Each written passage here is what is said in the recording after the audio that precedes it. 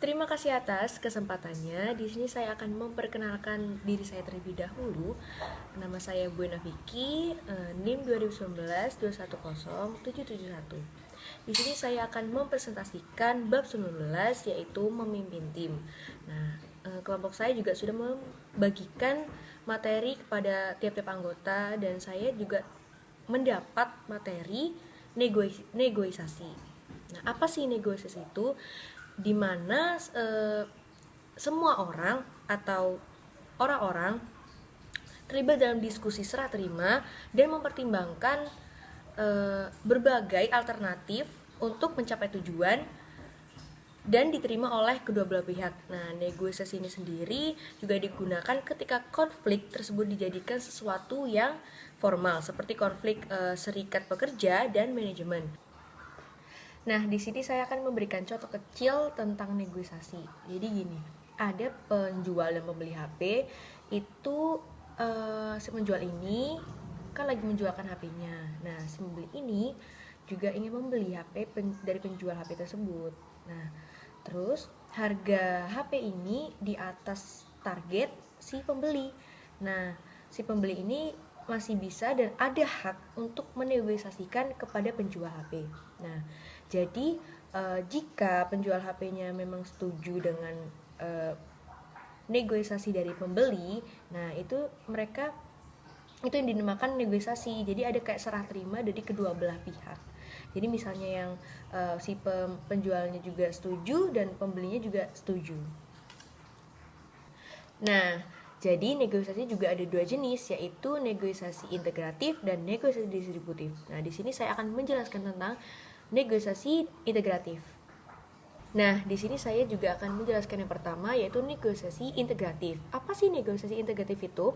Yaitu didasarkan pada asumsi yang memenangkan kedua belah pihak, di mana kedua belah pihak itu ingin menciptakan solusi yang kreatif yang dapat menguntungkan kedua belah pihak. Nah, jadi bukannya memandang sebuah konflik itu sebagai sesuatu atau situasi yang menang atau kalah gitu kan. Dan orang-orang tuh melihat persoalan ini dari beragam sudut pandang dan mempertimbangkan pertukaran sebagai konsekuensi dan mencoba untuk memperbesar kebaikan daripada membaginya.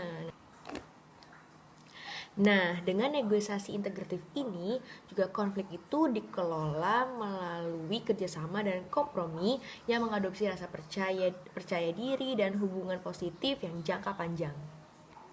Dan negosiasi yang kedua yaitu negosiasi distributif atau distributive negotiation, yaitu sebaliknya menganggap bahwa ukuran kebaikan sudah ditetapkan dan setiap pihak berupaya untuk mendapatkan sebanyak mungkin bagian dari kebahagiaan tersebut. Nah, pihak yang satu menginginkan kemenangan dan yang berarti bahwa pihak yang lain itu harus kalah. Dengan pendekatan menang kalah ini, negosiasi juga distributif bersifat kompetitif dan bermusuhan daripada bekerja sama, dan biasanya tidak mengarah pada hubungan positif jangka panjang. Nah, sebagian ahli menekankan nilai negosiasi integratif itu untuk lingkungan bisnis yang kolaboratif saat ini. Jadi kunci untuk mencapai keefektifan adalah dengan menganggap negosiasi itu bukan sebagai permainan dengan hasil kosong-kosong, tetapi sebagai proses negosiasi. Nah, di sini saya juga menjelaskan tentang aturan untuk mencapai solusi yang memenangkan kedua pihak. Nah, mencapai solusi menang-menang itu dengan cara negosiasi integratif berdasarkan pada 4 strategi dasar.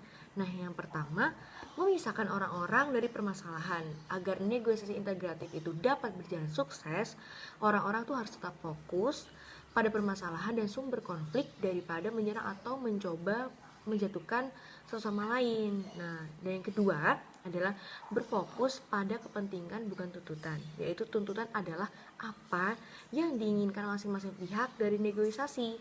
Nah, sedangkan kepentingan adalah mengapa mereka menginginkannya. Jadi anggaplah kayak ada dua orang kakak adik gitu sedang memperebutkan buah jeruk terakhir di keranjang.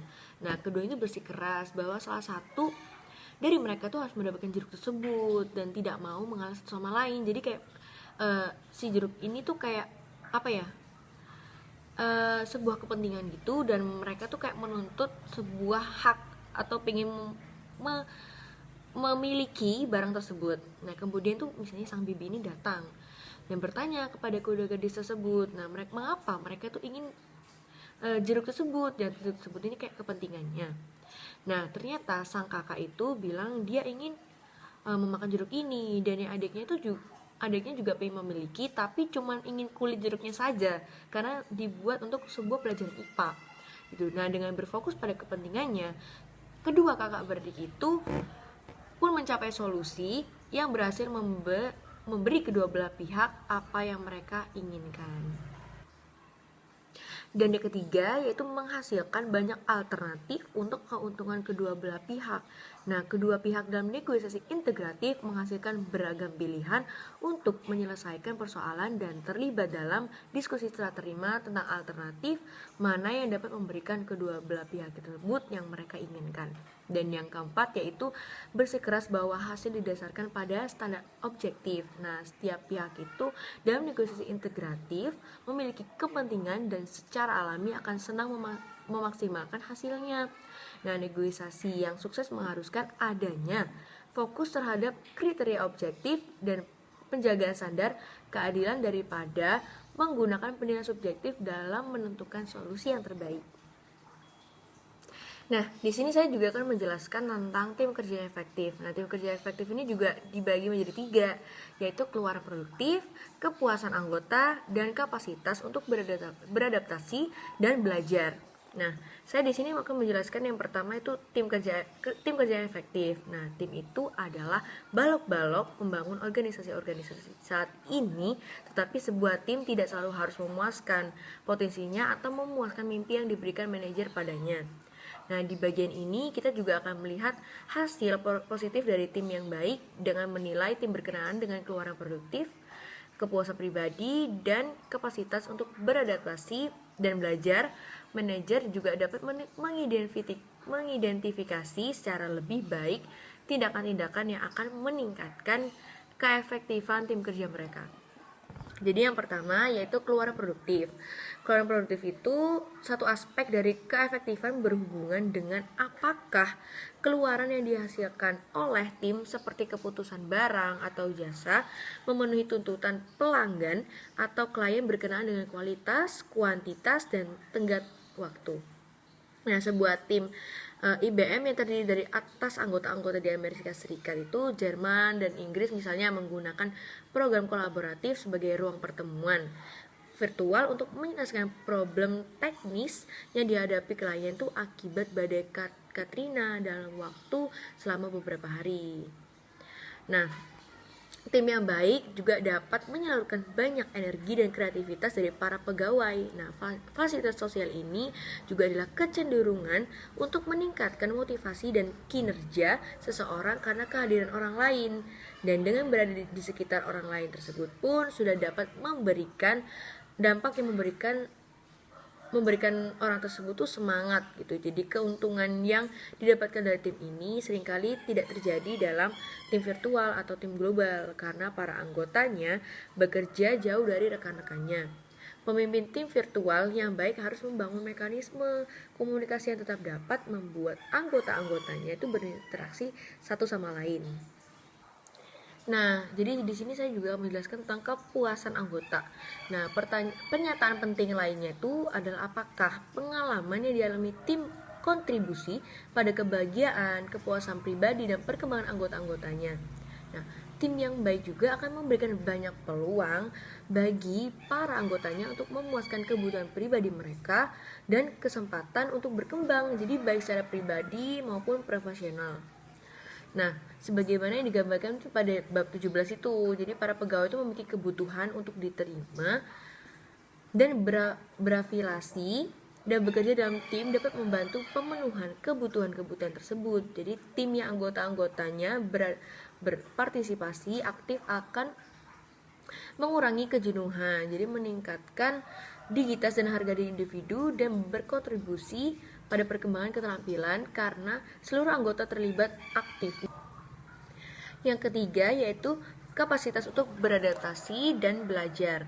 Nah, Profesor Manajemen di Universitas Santa Clara menganalisis hasil National Basketball Association NBA selama 14 tahun dan menemukan bahwa tim-tim yang anggotanya telah lama bermain bersama selama ini lebih sering memenangkan pertandingan. Jadi dengan bermain bersama dalam jangka waktu yang lama, para anggota belajar itu untuk mengantisipasi pergerakan rekan-rekan timnya dan beradaptasi pada perilaku mereka untuk mengalahkan persaingan. Jadi hal yang sama terjadi dalam tim kerja yang baik, di masa anggota-anggotanya dapat saling mengantisipasi tindakan rekan-rekannya. Sekian presentasi yang sudah saya berikan. Mohon maaf jika ada kesalahan kata atau ada yang kurang baik dalam bahasa saya, mohon dimaafkan. Terima kasih dan selamat siang.